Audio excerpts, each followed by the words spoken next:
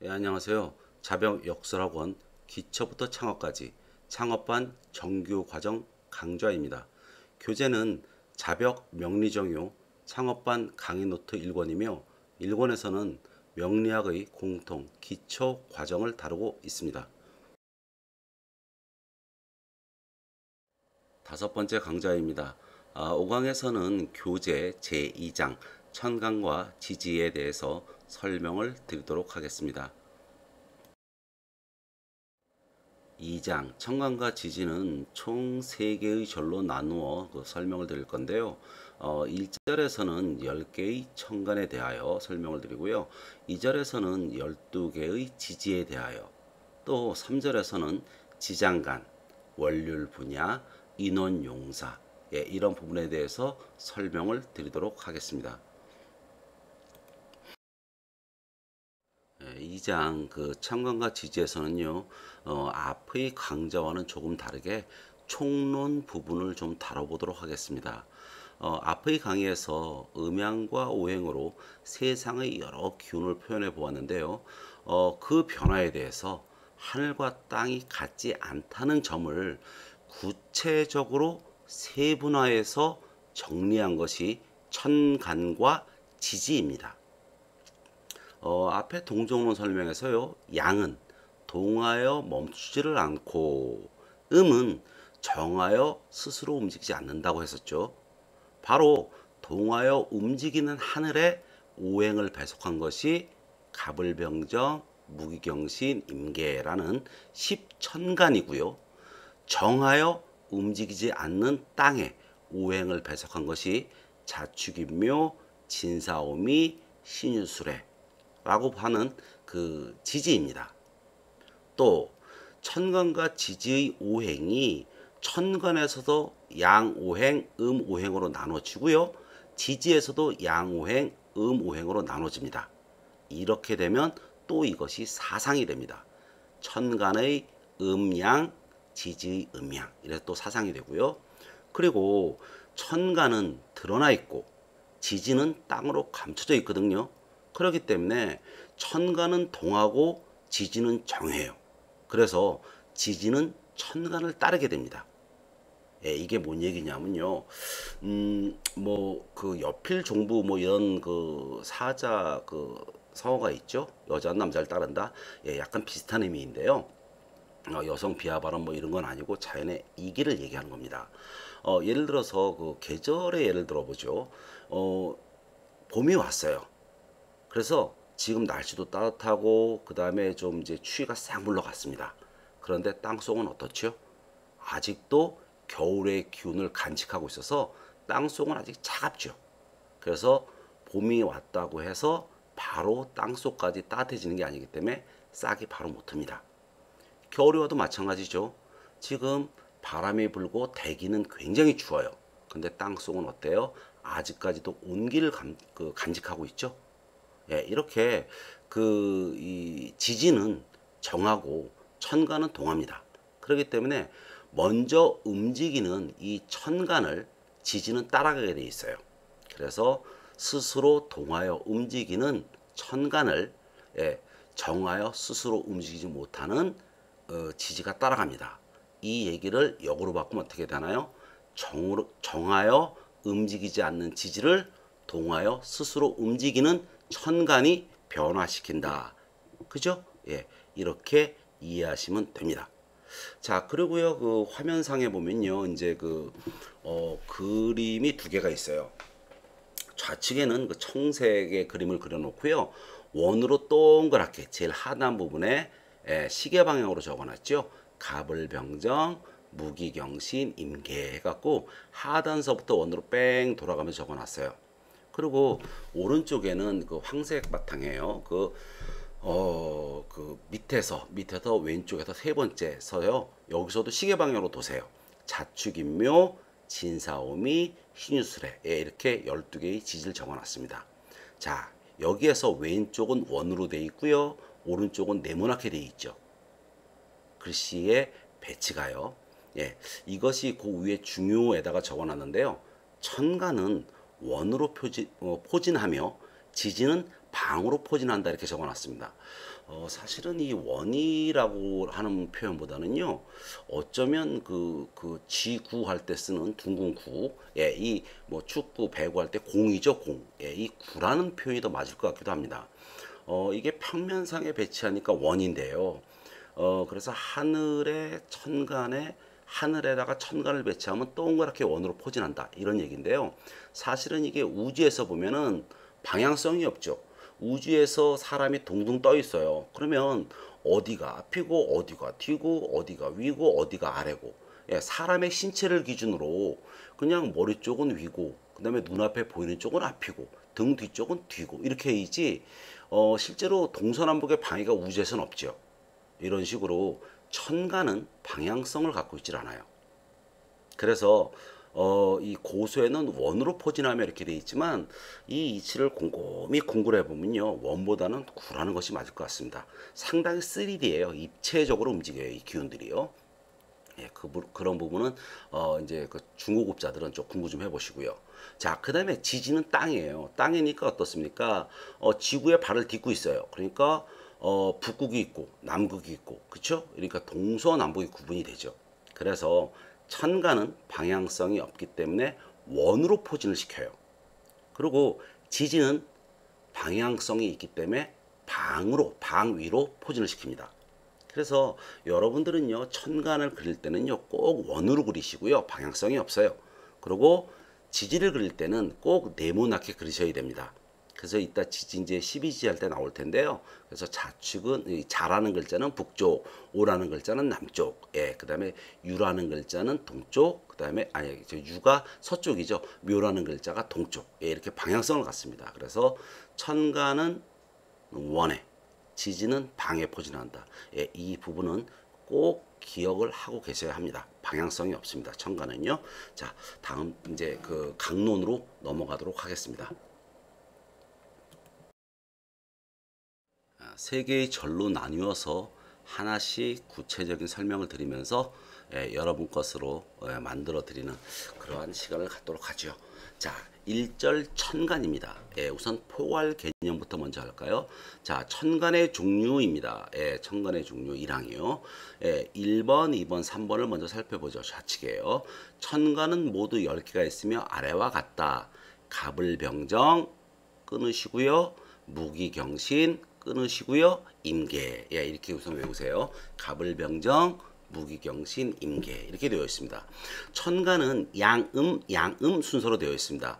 갑을 하게 되면 갑이 양, 그 다음에 을이 그죠? 병정, 두 개씩 잘라볼까요? 그러면 양음, 그리고 무기, 역시 양음, 그 다음에 경신, 양음, 임계, 양음입니다. 그래서 양음 해갖고 갑, 양, 을, 병양, 정음, 무양, 기음, 경양, 신음, 임양, 계음입니다.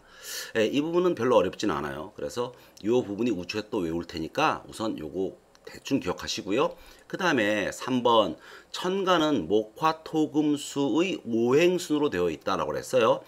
이것은 그 앞에 오행 배속표에서 먼저 꼭 암기해 놓으셔요 라고 부탁을 드렸는데요. 외웠나요? 자, 못 외우셨으면 여기서 또 외우시면 됩니다. 자, 갑을목, 병정화, 무기토, 경신금, 임계수, 요렇게 꼭 외우셔야 됩니다. 갑을목 할 때 갑이 양, 을이 항상 양음 나와요. 병정화 마찬가지죠. 병양, 정음, 무기토, 무양, 기음, 경신금, 경양, 신음, 그 다음에 임계수, 이렇게 꼭 기억하시면 됩니다. 자, 여기에서요, 요 포괄 개념 그렇게 어려운 게 없고요. 그 우측에 암기 부분 있죠. 암기 부분. 이 부분에서 천간을 4가지의 형태로 꼭 나뉘어서 암기를 해 놓으셔야 돼요. 이 부분은요, 다음 장이죠. 이제 이 2장 천간 지지가 끝나면 3장에 들어가면 육식갑자라는 걸 또 수업을 해야 돼요. 거기에서 바로 이걸 써야 합니다. 그래서 이 암기 부분은요, 구구단을 외우듯이 숙달을 좀 시켜 놓으셔야 돼요. 입에서 중얼중얼 나오게끔 숙달을 좀 시키세요. 자, 천간 순행은요, 방금 전에 했던 거예요. 전혀 어렵지 않습니다. 갑을병정, 네 개 끊으시고요. 무기경신 끊으시고 임계 이렇게 외우셔요. 그래서 갑을병정 무기경신 임계 천간의 순행입니다. 순행 예, 똑바로 간다 이런 얘기죠. 그런데 이 천간 부분은요. 역행도 외우셔야 돼요. 거꾸로도 외울 줄 아셔야 돼요. 육식갑자 할 때 정말로 절대적으로 필요한 겁니다. 자, 역행 꼭 외우셔야 됩니다. 한번 해볼까요? 네 개씩 끊으세요. 똑같이요. 개임신경 발음이 좀 이상하네요. 개임신경 기무정병 을갑 다시요. 개임신경 기무정병 을갑 한 번 더 할까요? 개임신경 기무정병 을갑 예, 요거 앞뒤로 꼭 외워 놓으셔야 돼요. 그래서 갑을병정 무기경신 임계 개임신경 기무정병 을갑 예, 앞뒤로 반드시 외우셔야 됩니다. 다음 장에서 바로 써야 돼요. 자, 그 다음에요. 양갑만, 음갑만 따로따로도 외우셔야 돼요. 요것도 60화 갑자 해갖고요. 다음 장에서 꼭 필요해요. 자, 양갑만 외워볼까요? 갑병무경임 5개 통째로 외우죠. 갑병무경임 한 번 더요. 갑병무경임 예, 음갑만요. 을정기신계 예, 음갑만요. 을정기신계 을정기신계 그래서 요 암기 부분은요. 암기 부분은 네 가지로 나뉘어서 꼭 암기를 해 놓으셔야 됩니다. 천간의 순행, 천간의 역행, 양갑만, 음갑만 아시겠죠? 자, 이 부분은 꼭 암기하시고 다음으로 넘어가셔야 돼요. 그리고 3장 들어가기 전에 이 부분이 꼭 암기가 되어 있어야 3장 육식갑자 할 때 아주 이렇게 그 순탄하게 예, 수업을 받으실 수 있습니다. 자, 암기 꼭 부탁드리고요. 예, 그 2항에서는 그 갑을병정, 무기경신, 임계, 천간의 순행 순서대로 그 각 글자의 뜻, 자의죠, 자의, 예, 각 글자의 뜻을 예, 설명드리도록 하겠습니다. 자, 갑을목에 대한 설명입니다. 갑목, 을목을 설명을 드리죠. 우선 갑부터 시작을 하겠습니다. 지금 그 설명드리는 부분에서요, 기억하세요, 암기하세요 하는 것들은 꼭 암기해 놓으셔야 됩니다. 예, 갑목은 뭐냐면요. 여기에 이제 자의 해갖고 뭐 초목의 최초 성장을 의미하며 이렇게 쭉 적어 놨습니다. 그런데 자, 갑목은요. 이렇게 외우지 마시고요. 그림을 보면서 설명을 이렇게 그 들으면서 이해를 하셔요. 자, 요게 네모의 씨앗이 있어요. 동그란 씨앗이 있는데 요걸 이제 네모로 그리죠. 예, 이것이 안에서 세포 분열을 해요. 세포 분열. 그래서 밭전자처럼 세포 분열을 했습니다. 그런데 요게 분열이 끝나고 나면은 뽁 하고 뿌리가 들고 나왔어요. 이것이 갑목입니다. 그래서 갑목은 복잡하게 뭐 초목의 최초생장 이렇게 암기 잘 안 됩니다. 그렇게 하지 마시고요. 갑목은 순간적으로 뚫고 나오는 힘이에요.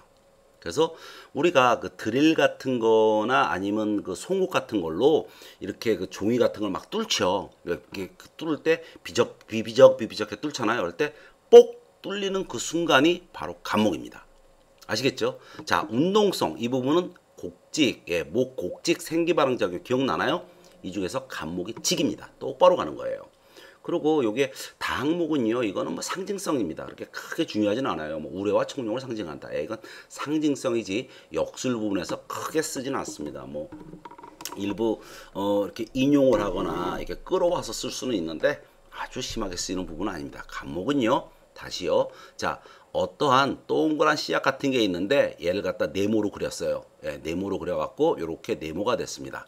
예, 얘가 지금 안에서 세포 분열을 했어요.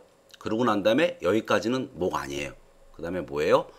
뽁 뚫고 나올 때. 그래서 요 안에까지가 생기 발응작용에 불과해요. 여기 세포 분열의 그 발응작용이고 거기서 뽁 뚫고 나오는 힘, 갑목, 운동성, 직진. 아시겠죠? 자, 을목은요, 뭐냐면요. 지엽이 갈라짐에 뻗어오르는 모습을 나타내는 것으로, 예, 역시 안 외워집니다. 이렇게 외우지 마시고요. 얘는요, 꾸불꾸불 기는 힘입니다. 꾸불꾸불 기는 힘이에요. 이 갑목이 뽁 뚫는 힘이기 때문에 이 갑목이 나무의 생장점 같은 거예요. 가지의 끝부분에서 앞으로 계속 뚫고 나가는 거죠. 위로 계속 올라가거나 뿌리의 생장점은 또 밑으로 파고들거나 이게 간목이에요. 그러면 그 뒤를 따르면서 꾸불꾸불 기는 힘이 을입니다. 그래서 운동성이 뭐죠? 곡이에요. 곡. 곡. 자, 그 계란에서 병아리가 부화를 해요. 그럴 때 언제 부화하는지 모르겠고 아무튼 며칠 동안 막 이렇게 따뜻하게 해줬어요. 엄마 닭에 품고 있어서. 그래서 얘가 나와요. 나올 때 어떻게 돼요? 처음에 그 계란의 껍질이 탁 깨지는 순간 있죠. 그게 갑이에요. 그게 갑. 그러면 거기서 병아리가 어떻게 해요? 처음에 그 계란 껍질 깨지면 계란 껍질을 벗어버리려고 버둥버둥 거리죠. 그게 을입니다. 아까 그 송곳으로 종이를 뚫어요 이런 얘기를 했었잖아요. 예, 뚫고 들어가는 제일 송곳의 끝부분은 갑이에요. 근데 그 뚫기 위해서 그걸 갖다 비비적 뭐 원으로도 돌리고 왼쪽으로 좀 흔들죠. 을입니다. 그래서 갑, 목, 을목은 갑은 직진성이고 을은 곡진성이에요. 곡진성. 그래서 하나는 똑바로 가는데 하나는 꾸불꾸불 가요. 이것이 갑목, 을목입니다. 그래서 자의 해갖고 이게 그 문헌적 어떤 이 표현을 이렇게 외우실 수 있는 분들은 외우면 참 좋고요. 예, 그렇지 못하다면 지금 설명 내용으로 기억을 하시면 됩니다. 갑목, 직진성, 을목, 곡진성. 아시겠죠? 천간의 세 번째, 네 번째 자인 병정화입니다. 병정화. 자, 병화부터 설명을 하죠. 자의를 좀 설명해 볼까요? 예, 이 병자의 그 글자의 특성이 하늘천, 예, 하늘에서 요 인간 세상을 감싸고 있다라, 뭐 요런 뜻도 되고요. 또 하늘이 요번에는 이 지구에서 하늘을 봤어요. 원처럼 보이는 막이죠. 예, 이 하늘에서 어떠한 세상으로 인간들을 이롭게 감싸죠. 이런 의미도 됩니다. 자, 여기에서 보면요. 이제 그러한 내용이 자이고요. 근데 이 운동성을 좀 설명을 드릴게요. 운동성. 여기에서 천간에서 요게 첫 번째 긋는 획이 있죠. 이것이 기준점이라고 생각하시면 됩니다. 기준점. 그리고 요 아래에 요 멀경자라는 틀은요. 이것은 어떠한 그 틀 같은 거예요. 이 아래로 빛들이 쏟아져 나가 이런 뜻입니다. 이것이 병이에요. 마치 후라시와 같죠. 후레시. 후레시를 왼쪽으로 오른쪽으로 하늘로 비치면 예, 이 후라시를 잡고 있는 기준점이 요번에 거꾸로 써볼까요? 이게 기준점입니다. 그리고 후레시의 외곽 틀이에요. 그 아래로 빛이 뻗어나가는 것이 병입니다. 우주에서는요. 방향성이 없죠. 우주에서는 왼쪽인지 오른쪽인지 위인지 아래인지 모르죠. 아까 천간은 원으로 배치한다. 우주에는 방향성이 없습니다. 그래서 이 방향성이라는 것은 여기에 기준점을 기준으로 이러한 틀에서 빛이 뻗어나가라는 겁니다. 그래서 이 기준점을 바탕으로 바로 상향성 이렇게 설명하는 겁니다. 기준점을 바탕으로. 그래서 운동성이 상입니다. 이것은 지구를 기준하니까 땅에서 하늘로가 상이 되죠. 그런데 여기에 실제 뜻은 여기에 그 먼저 걷던 획들이 있죠. 이런 것들이 기준점으로 라는 뜻을 가지고 있습니다. 자, 정화를 이제 이번에 설명해 보고요. 잠시 또 운동성을 비교해 보기로 하죠. 정화는 뭐냐 하면요. 한계점이에요. 먼저 긋는 이 한율력이 한계점이고 이 한계점으로 열이 막 가요. 열이. 그런데 이것이 딱 부닥치고 나면 어떻게 돼요? 맞고 삥 하고 돌아 나오죠. 한계점에 맞아서 픽 하고 돌아 나와요. 이것이 정입니다. 그리고 요 J자의 꼬리 부분처럼 말려 있는 거 있죠? 여기는 열이 회오리 치는 것처럼 이렇게 원으로 도는 듯한 형상을 가지고 있어요. 이러한 것이 정입니다. 정이에요. 그래서 여기에 운동성을 염 이렇게 했는데요. 염. 예, 이 부분을 이 운동성 부분을 병화와 잠시 비교를 하면서 쉽게 이해를 해보도록 하죠. 자, 이 병화가 만약에 이 병화 쪽이 빛이라면 예, 이 정화 쪽은 열이 됩니다. 열. 그래서 한쪽은 빛, 한쪽은 열이에요. 이 전구따마를 보게 되면요. 전구따마는 만지면 뜨겁지요. 전구는요. 그런데 어때요? 전구의 용도는 방을 따뜻하게 하는 게 아니라 밝히는 용도이죠. 그것이 병입니다. 난로는 어때요? 모닥불은요.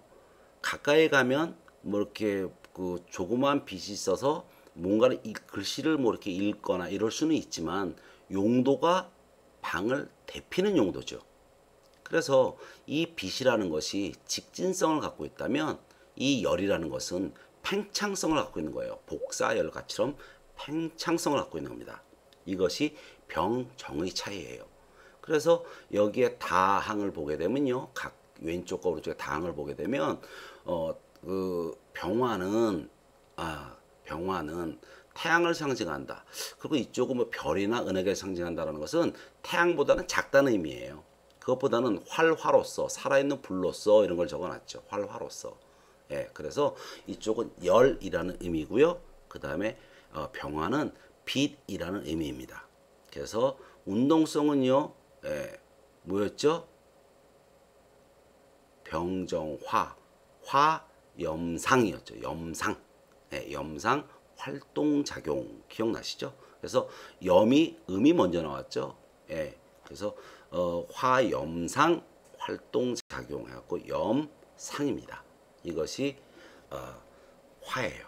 그래서 병정화, 염상 활동작용. 자, 무기로 가보죠. 천간의 여섯 번째 글자인 무기토입니다. 무기토. 자, 다섯 번째 무토부터 설명을 좀 드려보죠. 예, 우선 자의를 좀 읽어볼게요. 예, 무는 무성할 무자에서 생긴 글자로서 만물이 무성하다라는 것을 의미한다. 예, 요 내용이 고전에 쓰여 있는 내용입니다. 그런데 이 부분은 조금 아닌 것 같은 그런 의미도 좀 있어요. 여기에 그림을 좀 그려가며 설명을 해보죠. 세로로 이렇게 한 선을 그을게요. 자, 이것이 절벽을 그린 겁니다. 절벽에 이렇게 홈을 팠어요. 예전에는 집을 짓기도 했지만 그 동굴 같은 것을 파서 이렇게 거주하기도 했겠죠. 예, 그래서 이 부분이 절벽에 파여져 있는 홈입니다. 그리고 이 앞에다가 요 지금 쓴 글자가 창과자예요. 이러한 창, 즉 어떠한 이렇게 창살 같은 것을 쭉 세워놨어요. 담장을 친 거죠. 예, 그 글자가 바로 이 무자입니다. 그래서 창고처럼 집을 지어놓고 그 앞에다가 이제 빗살 같은 걸로 쭉 세워서 창을 세워서 이렇게 집에 담을 둘러놨다 이런 얘기거든요. 그렇기 때문에 창고적인 의미가 들어있는 거죠. 창고 같은 의미. 지지에서 이 무자 글자 안에 안에다 점을 하나 찍어요. 그러면 어떠한 물건을 들여놨다는 뜻이거든요. 그래서 지지의 술토도 무엇인가를 보관하고 있다라는 것을 보다 실질적으로 표현한 글자이기도 합니다. 그래서 이 무자는요, 운동성이 거두어들일 색입니다. 그래서 고전에서의 무성하다라는 의미는 조금 좀 의아한 그러한 내용이 좀 아닌가 싶기도 합니다. 그래서 운동성은 거두어들일 색으로 이해를 하시고요. 자, 여섯 번째 기토를 보죠. 기토를 설명을 드리는데요.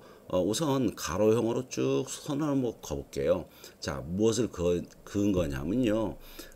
땅의 표면을 그은 거예요. 그 위에 어떠한 곡식이 자라서 이렇게 머리를 숙였고요. 아래로 뿌리도 끊임없이 흘러가요. 한글의 근자 같아 보이네요. 자, 이것이 지상 위에서도 그 다음에 지하에서도 위로 아래로 기운들이 뻗어나가고 있어요. 이것이 기입니다. 그래서 이 기라는 글자는요, 무엇인가를 이렇게 축장하여 키운다, 뭐 이런 의미를 가지고 있어요. 운동성이 이 심을가이거든요. 심을가. 땅 속에는 어때요? 그 생명력을 갖고 있는 씨앗이라든지 뭐 이런 것들이 들어있죠. 그래서 이 기토의 운동성은 그 심을가입니다. 그래서 무토 기토, 예, 무기토는 운동성이 가색이었죠. 그래서 토가색 인육 배식 작용이었습니다. 토가색 인육 배식 작용이요. 그리고 이 다항에서 보면요, 이 그 무토의 다항을 보게 되면 뭐 높은 산, 넓은 벌판, 제방, 운동장, 황야 이렇게 돼 있고요. 그다음에 기토의 그 랑에서 보게 되면 전답, 옥토, 윤토, 활토 이런 게 쓰여져 있는데요.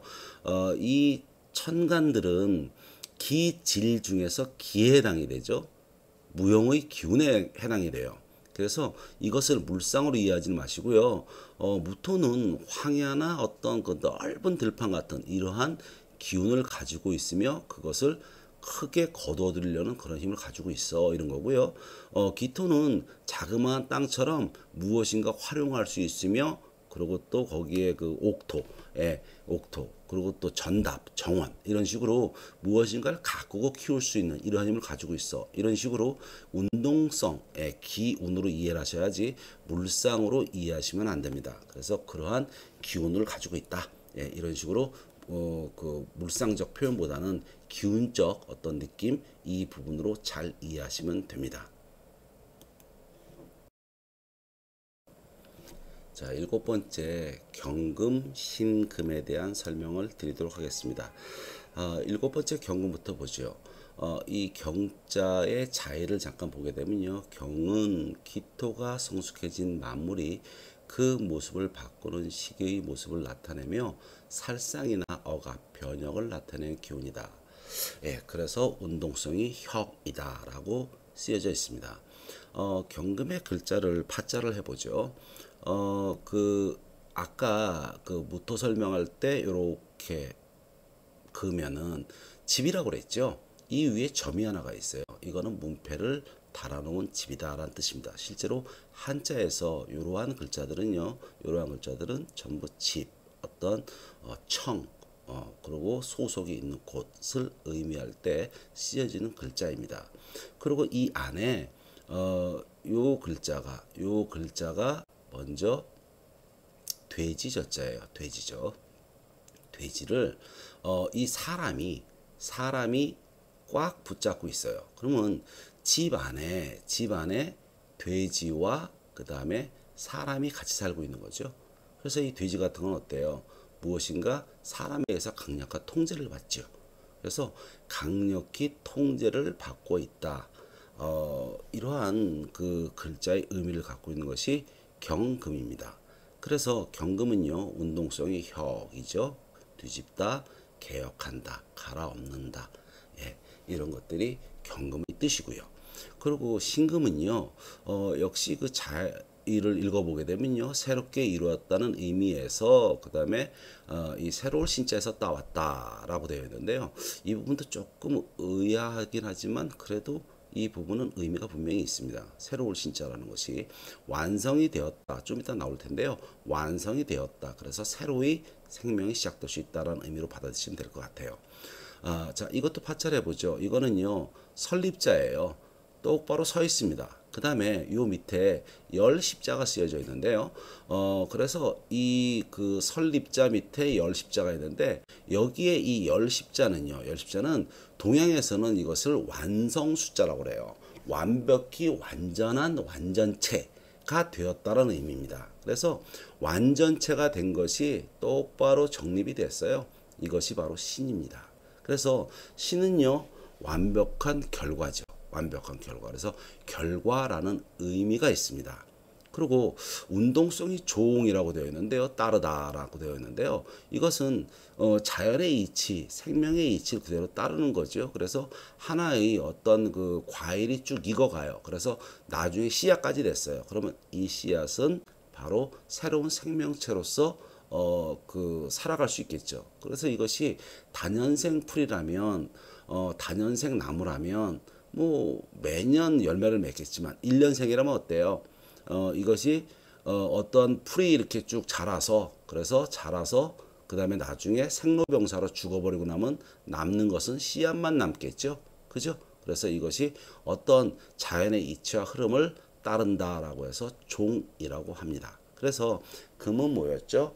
금, 종혁, 금제작용이었죠. 금제작용. 그래서 경금은 혁, 뒤집는다, 갈아엎는다. 그 다음에 신금은 따른다, 혹은 운동성에서 따른다라는 의미 말고도 완벽한 완성체라는 의미를 가지고 있습니다. 자, 천간의 9번째, 10번째인 임계수입니다. 임계수. 자, 임수부터 설명을 드려보죠. 자의에 보게 되면요. 임은 아이벨 임자에서 따온 것으로 음양이 맞나 아이를 뵌 것을 말한다. 역시 그 고전, 고수에 쓰여 있는 내용인데요. 옛날에 이 글을 쓰신 분들이 그 물상, 뭐 어떤 산천 초목의 생로병사, 그 다음에 탄생에서 죽음까지 이런 흐름으로 많이 생각하셨는 것 같아요. 자, 우선은 그 임자를 써보죠. 제일 먼저 쓰는 제일 위에 있는 획이 하늘의 물입니다. 그리고 두 번째가 땅 위 지표 위의 물이고요. 그 다음에 제일 아래가 지하수예요. 이것이 쭉 세로로 연결이 다 되어 있는 겁니다.